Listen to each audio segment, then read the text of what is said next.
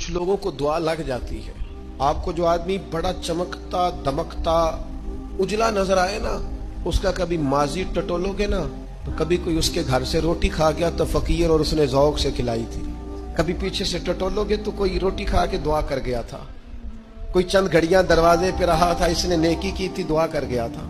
कभी टटोलोगे ढूंढोगे तो बीमार माँ ने किसी को दुआ दी थी कि पुत्र अल्लाह तेरे ऊपर फजल करे।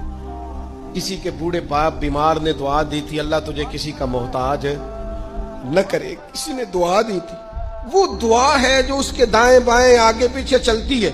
हजरत मौला अली शेर खुदा रज़ी अल्लाह तआला अन्हु गर्मियों में भी मोटे कपड़े पहन के फिरते थे। लोगों ने कहा हुजूर सख्त गर्मी और फिर आप तो बड़े दलेर आदमी, जवान और गर्मियों में भी मोटे कपड़े। फरमाने लगे नबी करीम ने दुआ दी थी कि अल्लाह अली को मौसम की शिद्दत से बचा के रखना, मौसम कोई भी हो अली पे असर ही नहीं करता।